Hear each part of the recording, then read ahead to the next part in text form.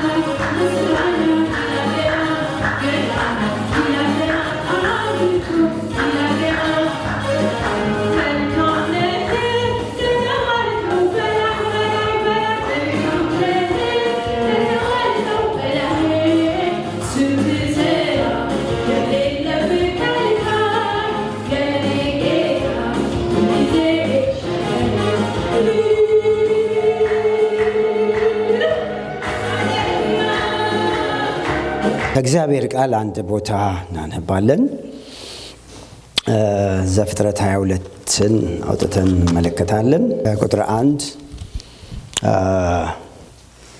እስከ 18 የእግዚአብሔር መልአክ ከሰማይ ጠራውና አብርሃም አብርሃም አለው እሱም እነሆኝ አለ እሱም በብላቴናዬ ላይ እጅህን አትዘርጋ አንዳች አታድርግበት አንድ ልጅህን አልከለከልክምና እግዚአብሔርን የምትፈራ እንደሆንኩኝ አሁን አውቄአለሁ የሚል እናያለን አንድ ልጅን አልከለከልክም እግዚአብሔርን ትፈራለህ አወቅኩ የሚል እናያለን ቆይቶ ደግሞ ቁጥር 16 ላይ እንዳልኳችሁ የእግዚአብሔር መልአክ አብርሃም ከሰማይ ሁለተኛ ጊዜ ጠራው እንዲህ አለው በራሴ ማልኩ ይላል ይህን ነገር አድርገሃል አንድ ልጅን አልከለከልክምና በእውነት በረከትን እባርክሃለሁ ያለ ደግሞ የበረከት ብዙ ሲለቀቀለት እናያለን መጀመሪያ አንድ ልጅን አልከለከልክም በጣም ጥሩ በርታ ሲለው እናያለን ሁለተኛ ደግሞ ይሄን ስላረክ ደግሞ ውጤት ብሎ የሚናገረው ነገር አለ ዛሬ እንግዲህ የምናየው ርዕሳችን እግዚአብሔርን ማስቀደም በሚል ነው ፕራዮሪቲ ጊቭ ፕራዮሪቲ ፎር ጋድ በሚል ነው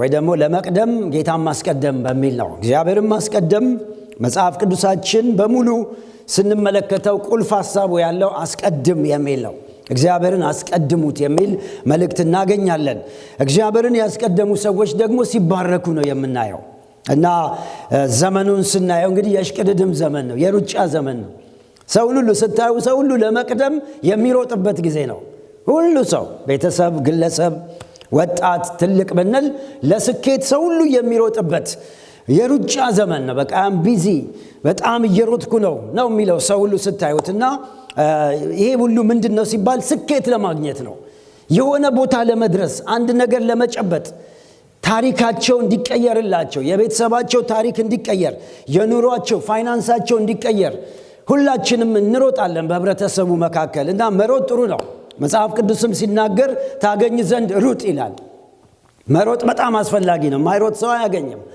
ሯጮችም ለማግኘት ከፈለጉ ለመሸለም መሮጥ አለባቸው ስለዚህ የማይሮጥ ሰው ችግር አለበት ማለት ነው ምንም ነገር ማግኘት አይችልም መጽሐፍ ቅዱስም ሩጡ ይላል የሮጠ ሊያገኝ ይችላል የደከመ ሊያገኝ ይችላል ሊሰበስብ ይችላል ግን ዘለቄታ ያለው ስኬት በራስ ላይ የሚቀጥል በጄኔሬሽን ላይ የሚቀጥል እንዲሁም ደግሞ ዘለቄታ ያለው የማይፈርስ ግን ስኬት ከየት ይመጣል ሲባል ወገኖቼ መጽሐፍ ቅዱስ እንደሚነግረን እግዚአብሔርን በማስቀደም ነው የሚመጣው ትክክለኛው ስኬት ዘለቄታ ያለው ስኬት ወደ ልጆቻችን የሚተላለፍ ወደ ትውልዱ የሚተላለፍ ስኬት ሊመጣ የሚችለው ለእግዚአብሔርን ፕራዮሪቲ ለእግዚአብሔር በመስጠት ነው መጽሐፍ ቅዱሳችን በሙሉ በግልጽ ይነግረናል እንግዲህ ዛሬ ስናየው አሁንም ከዚህ ባለንበት የበለጠ እንድንጨምር ነው አምናለሁ ሁላችሁም እግዚአብሔርን ያስቀደማችሁ እንደምትሄዱ ተስፋ አደርጋለሁ ነገር ግን አሁንም እንድትገፉበት ነው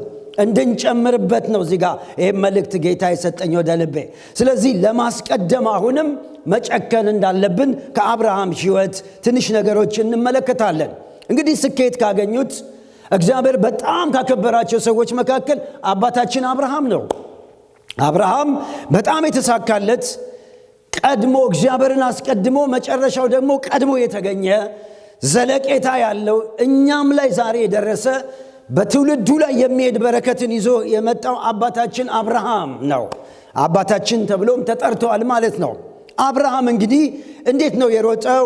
ምንድነው ያስቀደመው? ያገኘውስ ነገር ምንድነው የሚለውን ትንሽ ነገር እንመለከታለን። ለመሆኑ ምንድነው ጌታን ማስቀደም ማለት ምን ማለት ነው? አስቀድሙ እናስቀድም ይባላል። እውነት ነው።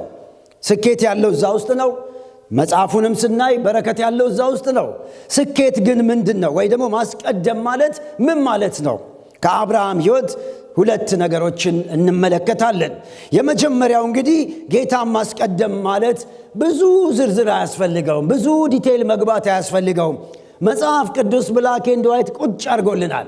እግዚአብሔርን ማስቀደም ማለት በማቴዎስ ወንጌል ምዕራፍ 22 ቁጥር 37 ላይ ታገኙታላችሁ። ወይም ደግሞ በዘዳግም 6 ቁጥር 5 ላይ በግልጽ ተቀምጧል። እግዚአብሔርን ማስቀደም ማለት በተለይ ጌታችን መድኃኒታችን ኢየሱስ ክርስቶስ በዚህ በማቴዎስ ወንጌል ላይ ያለውን ላንብብላችሁ። የመጀመሪያው ጌታ ምንድን ያለው? አምላክህን እግዚአብሔርን በፍጹም ልብ፣ በፍጹም ነፍስ፣ በፍጹም ሐሳብ፣ በፍጹም ኃይልህ ውደድ። ስለዚህ የመጀመሪያው ትልቁ አብርሃም ሕይወት የምንማረው የማስቀደም ማለት ነው እግዚአብሔር አምላክን በፍጹም ልብ መውደድ። love of God፣ እግዚአብሔርን መውደድ። እግዚአብሔርን መውደድ የስኬት ቁልፍ ነው። የሆነ ሃይማኖታዊ ስርዓት 1 2 3 10 እያሉ ቁጥር መደርደር አይደለም። ማስቀደም ማለት ራሱን እግዚአብሔርን መውደድ ማለት ነው። እሱ ስለወደደን እኛ ደግሞ በምን አይነት ልብ ነው? ጌታ ኢየሱስ ሲናገር በፍጹም ልብ የሚል አለ አንድ። ሁለተኛው በፍጹም ነፍስ የሚል ታገኛላችሁ። ሶስተኛው በፍጹም ሐሳብህ የሚልም አለው። አራተኛው በፍጹም ኃይልህ የሚላል። እያንዳንዳቸው በጣም ሰፊ ናቸው። እግዚአብሔርን ስለ መውደድ ነው መጽሐፍ ቅዱስ የሚነግረን። አብርሃም ወደዚህ ሁሉን ነገር ወደ መተውና እግዚአብሔርን ወደ ማስቀደም ምን አመጣው ብትሉ መውደድ ነው። ፍቅር፣ ለእግዚአብሔር ያለው ፍቅር ነው። ይሄ አብርሃም በኡር ከለዳውያን ጣዖት በሚያመልክ ቤተሰብ መካከል የተወለደ ሰው ነው። ረጅሙን ዕድሜው 75 እስከሚሞላ እግዚአብሔርን አያውቅም። ጣዖት ነው የሚያመልከው። ኡር ከለዳውያን አባቱም ያመልከውን አምላክ እያመለከ ያደገ ሰው ነው። ነገር ግን በ75ኛው ዕድሜው ላይ እግዚአብሔር ጠራው፣ ተገለጠለት። የዛ ጊዜ ነው የእግዚአብሔር ፍቅር በውስጡ ገባ። የእግዚአብሔር ፍቅር በውስጡ ገባ። እግዚአብሔር ካልተገለጠ ሰው ከጣዖት አምልኮ ሊወጣ አይችልም። ስለዚህ መንፈስ ቅዱስ ይህን ሰው ገለጠለት። ለእኛም እግዚአብሔርን በክርስቶስ የገለጠልን ጌታ የተባረከ ይሆን። አሜን። እሱ ገለጠልን እግዚአብሔርን። አብርሃም ከጣዖት ከሚያመልክ ቤተሰብ መካከል እግዚአብሔር ጠራው። ከዛ ጊዜ ጀምሮ አብርሃም ለዚህ አምላክ ልዩ ፍቅር አደረበት። ልዩ የሆነ ፍቅር ውስጡ ገባ። ስለዚህ እግዚአብሔር ይሄ ፍቅር ውስጡ ስለገባ እግዚአብሔርን በፍጹም ልቡ፣ በፍጹም ነፍሱ፣ በፍጹም ኃይሉ፣ በፍጹም ጉልበቱ መውደድ ጀመረ። ስለዚህ የመውደዱ ነገር ደግሞ ይለካል ወገኖቼ። ለእግዚአብሔር ያለን ፍቅር ብዙ ሰው ወደዋለው ይላል። መዝሙር እጅ ዘርግቶ ወደሃለው ይላል። ብዙ ሰው እግዚአብሔርን እንደሚወድ ይናገራል። ጥሩ ነው። ግን መውደድ ጎ የሚለካበት ጊዜ አለ። የመጀመሪያው አብርሃም መውደዱ የተፈተነው ከቤተሰብህ አለው ዘፍጥረት 12 ላይ፣ ከዘመዶችህ አለው፣ ከምትወደው ሶሳይቲ ውጣ እኔ ወደማሳይ ምድር አለው። አብርሃም አላወላወለም። ረጅም ዘመን የነበረበትን ቀበሌ፣ መንደር፣ ህብረተሰብ፣ ሶሳይቲ፣ ኮሚኒቲ ትቶ መውጣት ወገኖቼ፣ ሊያውም ሽማግሌ ሰው 75 ዓመት የሞላው ሰው እንዴት ከባድ እንደሆነ አስቡ። ወጣት እንኳን ቶሎ ይላመዳል፣ ቶሎ አንድ ቦታ ሄዶ ቶሎ ይገባል። ሽማግሌ በጣም ከባድ ነው። ግን ለእግዚአብሔር ያለው ፍቅር ትልቅ ስለሆነ ይሄ ሰው ለመተው ወደ ኋላ አላለም። ፍቅር በምን ይለካል መሰላችሁ? ለእግዚአብሔር ተው የሚለንን ነገር ወይ ያዝ የሚለን ነገር በመያዝ ነው። ፍቅር ይለካል፣ ሁል ጊዜ ይፈተሻል። ስለዚህ ትቶ ወጣ፣ ወዴት እንኳን እንደሚሄድ አያውቅም ይላል። አንዱ እንግዲህ በፍጹም ልባችን የመውደዱ ምልክት ምንድነው? እግዚአብሔር አምላካችን አድርጉ የሚለንን፣ እግዚአብሔር ደግሞ ያዙ የሚለንን ስንይዝ ስንጥል ፍቅር በዛ ነው የሚለካው። ስለዚህ አብርሃም አንድ በዚህ አመለጠ፣ በዚህ መውደዱ ተገለጠ። ሁለተኛው እዚህ ዘፍጥረት 22 ላይ ነው። እስቲ ደግሞ ልፈትሸው፣ በፍጹም ልቡ በፍጹም ነፍሱ ይወደኝ እንደሆን ብሎ በሽምግልናው በ99 ዓመቱ ልጅ ሰጠው። ይስሐቅ የሚባል ያው ታውቃላችሁ አብርሃም ሳራ በ90 ዓመቷ እና ይህንን ልጅ ካገኘ በኋላ የአይን ማረፊያ ነው። ሁሌ ሲገቡ ሲወጡ አንድ ልጅ ያለው ታውቃላችሁ። በቃ እዛ ላይ ነው ትኩረቱ ያለው፣ እዛ ላይ ነው ሁለንተና ያለው እዛ ላይ ነው። ስለዚህ ይሄ በቃ አደገ እያለ ወደ 20ዎቹ ዕድሜ አካባቢ ሲደርስ በጣም ያምራል። ደረሰ፣ አሁን ሊማር ነው፣ ሊመረቅ ነው እንደዚህ የተባለ በቃ ጉድ በሚባልበት ጊዜ ድንገት እግዚአብሔር መጣና እስቲ ልፈትሸው፣ ይሄ ሰው በፍጹም ልቡ ይወደኛል፣ በፍጹም ነፍሱ ይወደኛል፣ በፍጹም ኃይሉ ይወደኛል፣ እስቲ ልፈትሸው ብሎ ሰጥቶ ይፈትናል እግዚአብሔር። አንዳንድ ጊዜ የምትወደውን አንድያ ልጅን ይላል፣ ቀደም ባነበብ ነው። የምትወደውን አንድያ ልጅን ወስደ ሰዋልኝ እኔ በማሳይ ምድር ሲለው ከባድ መልእክት ነው። እረደው ማለት እኮ ነው። አንድ ልጁን የአይኑ ማረፊያ የሆነውን አገር ጥሎ የተከተለለትን በሽምግልናው ሊያውም ሌላ እንኳን እወልዳለሁ እንዳይል አርጅቶ ነው ያለው። ስለዚህ ምንም ተስፋ የለውም። ግን አብርሃም ለእግዚአብሔር ያለው ትልቅ ፍቅር ስለነበረ አስቀድማለሁ አለ። እግዚአብሔር ይባርከው። አሜን። አስቀድማለሁ ለእግዚአብሔር አለ። ከዛ ምድር ላወጣኝ ጌታ ዛሬ ይስሐቅን ብሰዋውም እኔ እግዚአብሔር ይበልጥብኛል አለ። እግዚአብሔር ይርዳን። አሜን። አንዳንድ ጌታ በሰጠን ነገር ላይ ልባችን ያርፋል፣ እዛ ላይ ልባችን ይጣበቃል። ነገር ግን ወገኖቼ ከእግዚአብሔር አብልጠን የምንወደው ምንም ነገር ሊኖር አይገባም። ምክንያቱም ያ ነገር ካለ ጌታን ማስቀደም አንችልም። ሰዎች ከእግዚአብሔር ይልቅ የሚወዱትን ነገር ነው የሚያስቀድሙት እዛ ላይ ነው። አብርሃም ጋር ግን አንድያ ልጁን ሰዋው ሲል እኔ እግዚአብሔር ይበልጣል አለ። ያገኘኝ ከዛ ከኡር ከከለዳውያን ምድር መጀመሪያ ከይስሐቅ በፊት እግዚአብሔር ነው ያለው አለ። ስለዚህ እሱን ሰዋልኝ ብል ሰዋለታለሁ ብሎ ያው ማረጃውን ይዞ ልጁን ሊሰዋ እንደሄደ ታያላችሁ። ስለዚህ ወገኖቼ በምን ይለካል? ለእግዚአብሔርን ያለን ፍቅር የሚለካው በምንድነው? ለጌታ በምንሰጠው መስዋዕት ልክ መጠን ነው። ስለዚህ መውደድ መጽሐፍ ቅዱስ መኃልየ ላይ ሲናገር ሰው ስለ ፍቅር ብሎ የቤቱን ሀብት ሁሉ ይተዋል ይላል። ስለ ፍቅር ብሎ የማይተወው ነገር የለም ይላል። ወገኖቼ ፍቅር ሁሉን ነገር ስለ እግዚአብሔር ያለን ፍቅር ከሆነ እንተውለታለን፣ እንሰጠዋለን፣ አድርጉ ያለንን ነገር እናደርጋለን። ስለዚህ ፍቅር ልብን፣ ራስን፣ ገንዘብን፣ ሁኔታን ሁሉ ይሰጣል። ሰዎች ዛሬ ና አትመጣም ቸርች፣ ለምን አትመጣም፣ ለምን ትቀራለህ ተብሎ አይጠየቅም። ፍቅር ያለው ሰው ወገኖቼ ራሱ የጣሰ ነው የሚመጣው። ፍቅር ያለው ለእግዚአብሔር ይሄን ስጥ፣ ይሄን ገንዘብ እንዲያድርግ፣ ይሄን አይባልም። ፍቅር ምን ያደርጋል? ከውስጥ ፈንቅሎ ስለሚወጣ በእጁ ላይ ያለውን ገንዘብ ለእግዚአብሔር ይሰጣል። በእጁ ላይ ያለውን ፖቴንሻል ለእግዚአብሔር ያውለዋል። በፍጹም ፍቅር ያለው ሰው በመስጠት ለእግዚአብሔር ይሰጣል። ምክንያቱም ፍቅር ሁል ጊዜ በመቆረስ ነው። ጊዜን፣ ገንዘብን፣ ዕውቀትን ደሞም የሰጠንን መልሰን ልጆችም ቢሆን ቁሳቁስ ቢሆን ቤት ቢኖር ፍቅር ይሰጣል። ስለዚህ ማስቀደም ማለት ወገኖቼ እንዲህ ነው። ለእግዚአብሔር ፍቅር መገለጥ ነው። በፍጹም ልባችን፣ በፍጹም ሐሳባችን፣ በፍጹም ነፍሳችን፣ በፍጹም ኃይላችን ጌታን መውደድ ነው። የሆነ ታክቲክና ቴክኒክ አይደለም፣ ፍቅር ነው። ከውስጥ በሚወጣ በእግዚአብሔር ፍቅር ድራይቭ መሆን ማለት ነው። ምንም ስርዓት አያስፈልገውም ማለት አብርሃም ሲጠየቅ ወዲያው ነው፣ አውቶማቲክ ነው። ከውስጡ ፍንቅል አድርጎ ነው የሚወጣው። ስለዚህ ወገኖቼ ሆይ ፍቅር በእውነት ፍርሃት የለም። አብርሃም ምንም ፍርሃት የለው፣ ጌታ ያለውን ነገር ያደርጋል ማለት ነው። ስለዚህ መንግስቱንና ጽድቁን ፈልጉ ይላል መጽሐፍ ቅዱስ። አስቀድማችሁ የእግዚአብሔርን መንግስትና ጽድቁን ፈልጉ።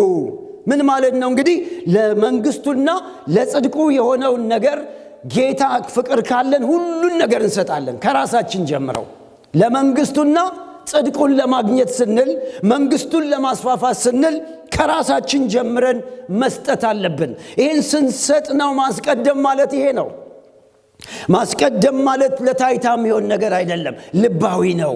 እንደ አብርሃም ነው። ይቆረሳል። ውጣ ሲባል ትቶ ይሄዳል። አምጣ ሲባል ይሰጣል። በፍጹም ልቡ ተነሳስቶ ያደርጋል። ስለዚህ እቶቼና ወንድሞቼ ጌታ ማስቀደም ማለት እግዚአብሔርን በፍጹም ልብ መውደድ ነው። በፍጹም ነፍስ ደግሞ ኃይልም ጭምር ነው።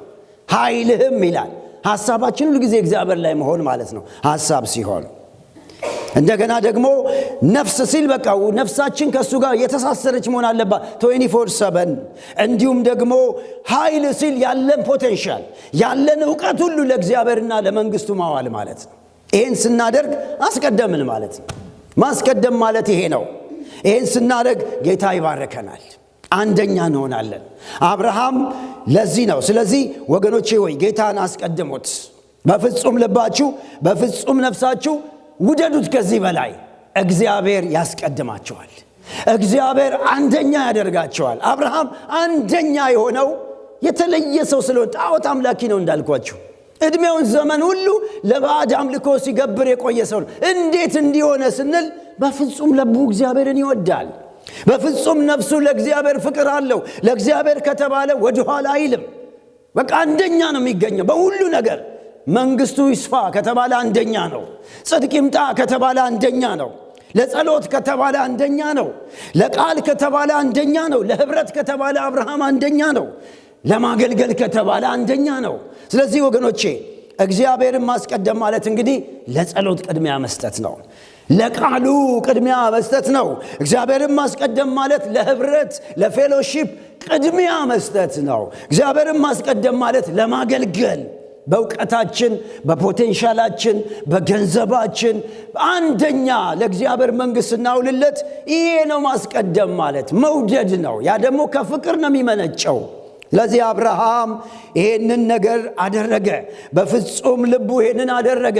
እግዚአብሔርም ማለት ተደነቀ። ዋው አንድ ልጁን አልከለከልከኝም አለው። አይገርማችሁም? ለካ እግዚአብሔር ይፈትሻል እኮ። ሰው ላያየን ይችላል፣ እግዚአብሔር ግን ያየናል። አየውና ፈተሸውና አንድ ልጅህን አልከለከልከኝ። ዋው ያለ ይመስለኛል። በቃ ብድግ ብሎ ከዙፋኑ ላይ አንድ ልጁን እኮ ነው የሰጠኝ አብርሃም። ሌላው እኮ 2-3 ኖሮት ነው ምናልባት ቢሰጥ፣ አንድ ልጁን ለኔ አለ። ለኔ አልከለከለኝም። በጌታ በኢየሱስ ስም ለጌታ የምትከለክሉት ነገር አይኖር። እስቲ አሜን በሉ። ባከ አንከለክልም በሉ። እስቲ አሜን። እኔ አልከለክልም በሉ ለእግዚአብሔር። አሜን። አንከልክለው። አንዳንድ ጊዜ እንከለክለዋለን። አልከለከለኝምና የተነሳው አጀንዳ ይሄ ነው። 2 ጊዜ አንድ ልጅን አልከለከልከኝምና አልከለከልከኝምና። አይገርማችሁም? ለካ እግዚአብሔር ይፈትሻል። ለካ እግዚአብሔር ያያል። አይቶ ደግሞ በረከት ይለቃል። ስለዚህ ወገኖቼ ለሾዊንግ ምንም እናደርገው ነገር መኖር የለብንም። ለታይታ ምንም ነገር አታድርጉ።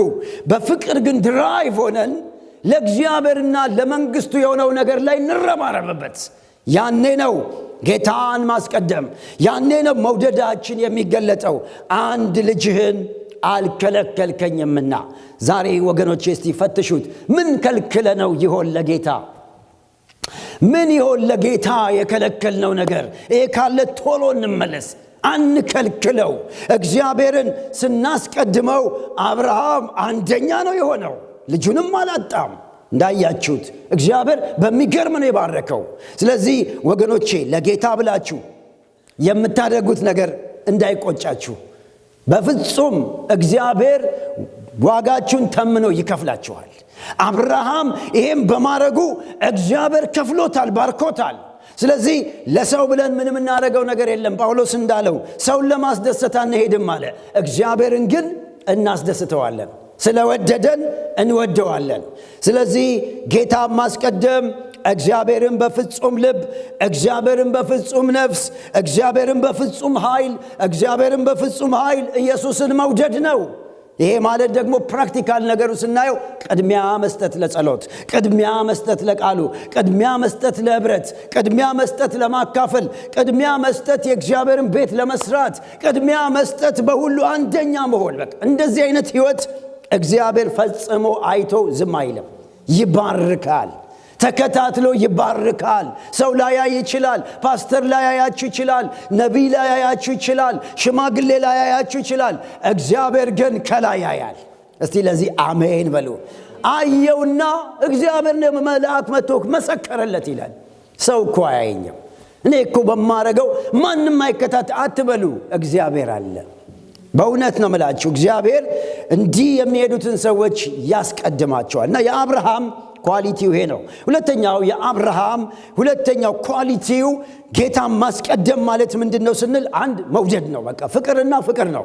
ፍቅር በውስጡ በጡብ የታጨቀ ነገር አለ።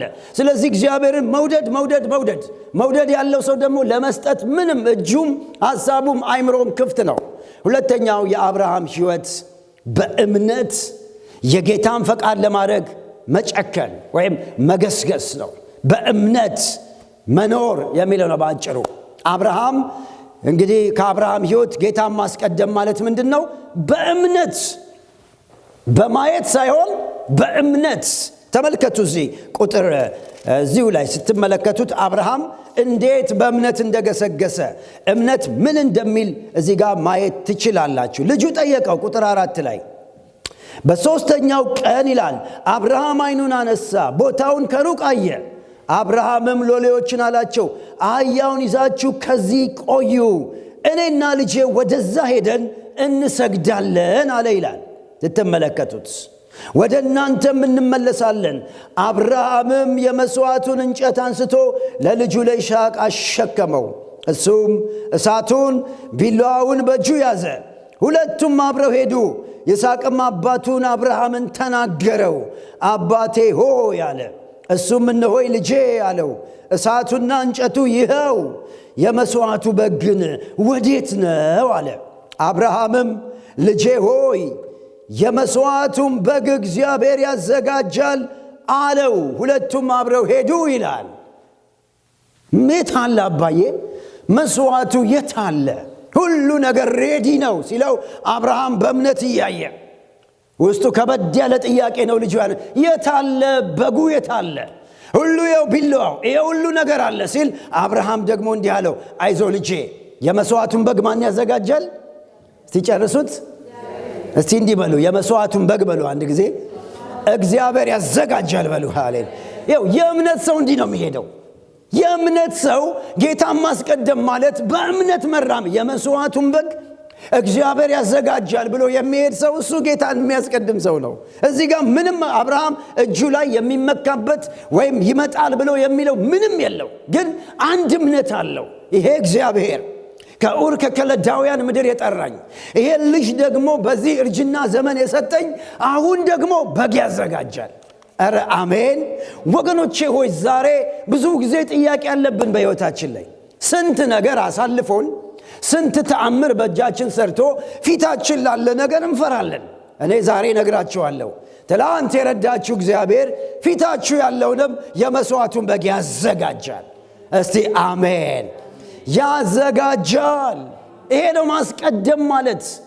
እግዚአብሔርን ማስቀደም ማለት በማየት አይደለም፣ በእምነት የእግዚአብሔርን ቃል ተስፋ አድርጎ ቢሞትም ይሄ ልጅ እግዚአብሔር ያስነሳዋል፣ እግዚአብሔር ደግሞ መሥዋዕት ያዘጋጃል የሚል ይሄ በተስፋ ላይ የተመሰረተ በእግዚአብሔር ኪዳን ላይ የተመሰረተ ጉዞ ነው። ማስቀደም ማለት በማየት አይደለም። ብዙ ሰው በማየት ነው። በግ የለም በቃ ቀኙ አላዙር። ሌላ ሰው ቢሆን ይሄ እግዚአብሔርን ያላስቀደመ ሰው ቢኖር የታል ሲለው ልጁ ነው እኮ ሆድ በቃ ቦጭ ይላል እኮ ወላጅ የታለ ሲለው በቃ እንመለስ ብሎ የሚያስመልስ ጉዞ ነው። እሱ ግን በእምነት ወገኖቼ ዛሬ ወደኋላ የሚያስመልሳችሁ ነገር አይኖር። አስቀድሙት እግዚአብሔርን። ይረዳኛል ጌታ፣ ቤቴን ይሰራል፣ ኑሮዬን ይሰራል፣ ልጆቼን ይባርካል ብላችሁ በእምነት ገስግሱ። እግዚአብሔር አያሳፍርም። ስለዚህ ጌታ መስቀደም ማለት እንግዲህ በእምነት ነው። ጳውሎስ ሲናገር በሁለተኛ ቆሮንቶስ ሁልጊዜ ታምነን በእምነት እንጂ በማየት አንመላለስም። በማየት የሚመላለስ ሰው እግዚአብሔርን አስቀደመ ማለት አይቻልም። ምክንያቱም የሚያስቀድመው የሚታየውን ነው። ደመና ሲኖር ይዘንባል ማለት ማስቀደም አይደለም። ይሄ ሳይንስ ነው፣ ቀላል ነው፣ ማንም ያምነው ነው። ነገር ግን ደመና በሌለበት ይዘንባል የሚሉ የሚያስቀድሙ ሰዎች ናቸው፣ የእምነት ሰዎች ናቸው። ስለዚህ ዛሬ ሰይጣን መጥቶ የታለ የመሥዋዕቱ በግ የሚላችሁ የታለ የሚላችሁ ካለ ዛሬ ልኩን ነገሩት። የመሥዋዕቱን በግ ጌታ ያዘጋጃል በሉት። እስቲ አጠገባችሁ ቅርብ ላለ ሰው የመሥዋዕቱን በግ ጌታ ያዘጋጃል ጨበጥ አድርጉትና ሃሌሉያ። ያዘጋጃል። ክብር ለኢየሱስ ይሁን። በደንብ ያዘጋጃል። የኛ እግዚአብሔር አይተነዋል እኮ ፈትሸነው አይተነው። ስንት ዘመን ኖርን። እግዚአብሔር በሰዓቱና በጊዜው ገጭ ያደርጋል። ሁሉን ነገር ጎዶሎ የምንለውን ያመጣዋል፣ ይሞላዋል። ስለዚህ ዛሬ አስቀድሙት ነው መልእክቴ። እግዚአብሔርን መንግስቱና ጽድቁን አስቀድሙ። ሌላው ምን ይላል? ይጨመራል። አሜን አሜን። ይጨመራል። እንዴት ነው የምናስቀድመው? በእምነት በመሄድ የመስዋዕቱን በግ ጌታ ያዘጋጃል በማለት፣ እግዚአብሔር ይረዳኛል በማለት፣ አልፈራም ሰው ምን ያደርገኛል በማለት፣ የታመንኩት እግዚአብሔር ፈቃዱን አደርጋለሁ ያግዘኛል ኮንፈስ በማድረግ በመናገርም ጭምር ነው ወገኖቼ። ዝም አትበሉ። ያዘጋጃል በሉ። ዛሬ ባዶ ነው ለሚለን፣ ምንም የለም ለሚለን ያዘጋጃል በሉ። ኢያሱና ካሌብ ከ10 ሰላዮቹ ጋር ሲሄዱ ሲያዩት ትልልቅ ረጃጅም ኤፍሬማውያን ናቸው። ወየው ጠፋን ሲሉ እነሱ ግን ምን አሉ? እግዚአብሔር አሳልፎ ይሰጠናል፣ እንውጣና እንውረሳሉ። ወረሱ። ስለዚህ ነፋስ አታዩም፣ ደመና አታዩም፣ ሸለቆ ውሃ ይሞላል። አብርሃም ታምኖ ወጣ፣ አላሳፈረውም። ያመነው እግዚአብሔር አላሳፈረውም። ዛሬ ምነግራችኋለሁ፣ አስቀድሚው አያሳፍርሽም። ሃሌሉያ አሜን። መጨረሻ ውጤቱን ተናግሬ ልጨርስ። እግዚአብሔርን የማስቀደም ውጤቱ 3 አጫጭር ነገሮች እንዲሁ ነግሬያችሁ ልዝጋው። ምንድነው የማስቀደም ውጤት? እግዚአብሔርን በመውደድና በእምነት በመኖር ምንድነው የምናገኘው ስንል የመጀመሪያው ሰማያዊ አቅራቦት ፕሮቪዥን ይባላል። ፕሮቪዥን ሰማያዊ አቅራቦት ነው የሚመጣልን። እኛ ጌታን ስናስቀድም ምን ሆነለት?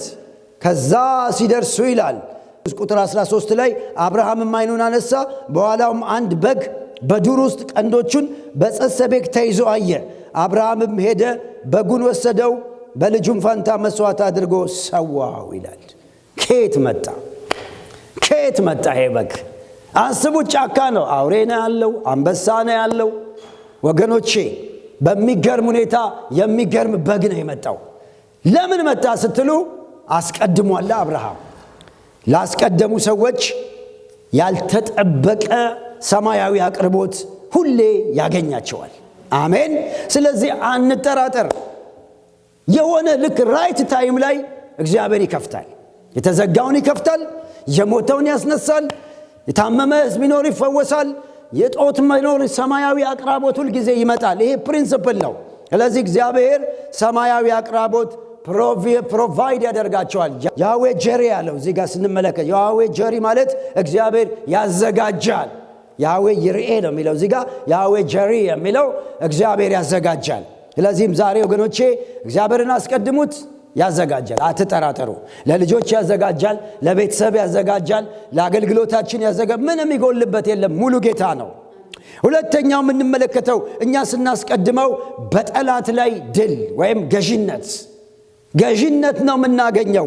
ከአብርሃም ሕይወት ተመልከቱ። ቁጥር 16 ላይ አንድ ልጅን አልከለከልከኝምና በእውነተኛ በረከት ባርካለሁ። ይሄ መጀመሪያው ነው፣ ፕሮቪዥን። ሁለተኛው ደግሞ ምንድን ያለው? እነሆ ዘር የጠላቶችን ደጅ ይወርሳል። ገዢ ትሆናለህ። ገዢነት የሚገኘው እግዚአብሔርን በማስቀደም ነው፣ ሃይማኖተኛ በመሆን አይደለም። ቀደም እንዳልኳችሁ እሱም በመውደድና ደግሞም ለእግዚአብሔር በእምነት መኖር ስንጀምር በጠላቶችን ደጅ አብርሃም ወረሰ። እነዛ ነገስታቶችን ከነዓንን አስወረሰው እግዚአብሔር፣ በዘሩ ወረሰ። ብዙም በምድር በነበረ ሰዓት ብዙ ነገር ነው የወረሰው ይሄ ሰው። ስለዚህ በጠላት ላይ፣ በጨለማው መንግስት ላይ፣ በአጋንንት ላይ እግዚአብሔር ባለስልጣን ያደርገናል።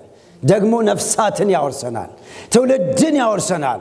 እግዚአብሔርን ስናስቀድም የማንወርሰው ነገር የለም። ስለዚህ በጠላት ላይ የገዢነት ቅባት ላያችን ላይ እየፈሰሰ ይመጣል። በገባንበት ቦታ፣ በምንወጣበት ቦታ ገዢነት እኛ ላይ ይመጣል፣ እንወርሳለን። ሶስተኛውና የመጨረሻው ነገር የምንመለከተው ምንድነው? ለትውልዱ በረከት እንሆናለን። ጄኔሬሽናል ብሌሲንግ። በጣም የሚገርመው እኛ ላይ ብቻ አይቆምም። እግዚአብሔርን የሚያስቀድሙ ሰዎች እነሱም ትውልዳቸውም ዘሮቻቸውን ይባረካሉ። አብርሃምን እንዲህ ነው ያለው፣ አንድ ልጅን አልከለከልክም፣ ዘር የጠላቶችን ደጅ ይወርሳል፣ የምድር አሕዛብ ሁሉ በዘርህ ይባረካሉ። በማ ዘርህ። አይገርማችሁም? እግዚአብሔር እኮ እኛ ስናስቀድመው እኔ ላይ ብቻ አይቆምም፣ ልጆቼ ላይ፣ ከዛስ የልጅ ልጆች ላይ እንዲህ ነው የሚያደርገው እግዚአብሔር።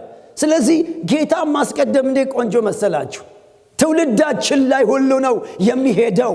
ይዋል ይደር እንጂ እግዚአብሔር በእኛ ላይ መርገምኛ ላይ ያበቃል። እስቲ አሜን። እግዚአብሔርን ያስቀደመ ሰው ያበቃል። አሁን እኔ በፋሚሊያችን ብዙ ከርስ አልፏል። እኛ ላይ ቆመ ማለት ነው። ዛሬ ከኛ ልጆቻችን ላይ አይቀጥልም።